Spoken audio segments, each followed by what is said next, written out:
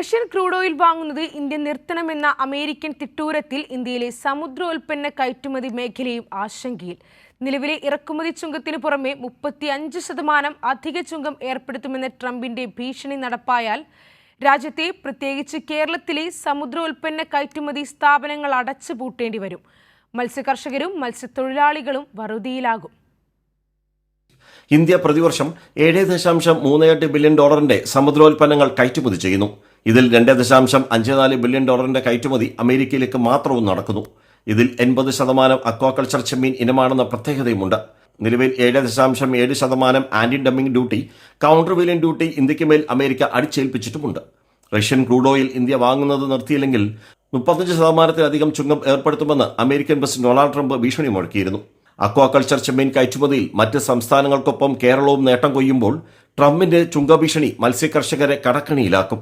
കടലിനെ ആശ്രയിക്കുന്ന മത്സ്യത്തൊഴിലാളികളെ വറുതിയിലേക്ക് തള്ളിവിടും. ഇതോടെ മത്സ്യകയറ്റുമതി സ്ഥാപനങ്ങൾ അടച്ചുപൂട്ടലിലേക്ക് നീങ്ങുമെന്ന് sea food exporters association of ഇന്ത്യയുടെ Kerala vice president Manoj T Varghese Kairali ന്യൂസിനോട് പറഞ്ഞു. ബേസിക്കലി ഇത് നെഗോഷിയേറ്റിംഗ് ടാക്ടിക്കിൻ്റെ ഭാഗമായിട്ട് നമ്മളൊരു വലിയൊരു പ്രശ്നത്തിൽ ചെന്നപ്പെട്ടിരിക്കും. കാരണം ഇതിനകത്ത് വലിയൊരു വർക്ക് ഫോഴ്സ് ഉണ്ട്. പാവപ്പെട്ടവർ ഒത്തിരി പേര് ഡിപ്പെൻഡ് ചെയ്യുന്ന ഒരു ട്രേഡാണ് ഇത്. ആരോ ഇവിടെ ഡ്യൂട്ടി കൂട്ടിയെന്ന് പറഞ്ഞ് നമുക്ക് ഇവരെ ഒന്നും ഒരു മാസിവ് ലെവലിലോട്ട് പല ഇൻഡസ്ട്രിയും പോവും.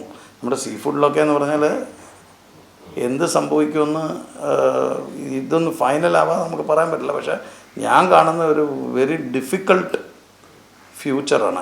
നെഗോഷിയേറ്റിംഗ് പോയിന്റിന് പറ്റിയൊരു പോയിൻ്റ് ആയതുകൊണ്ട് നമ്മുടെ എൻറ്റയർ സീ ഫുഡിനെ അഗ്രികൾച്ചറൽ പ്രോഡക്ട്സിൻ്റെ കൂടാണ് നെഗോസിയേഷൻ നടന്നുകൊണ്ടിരിക്കുന്നത്.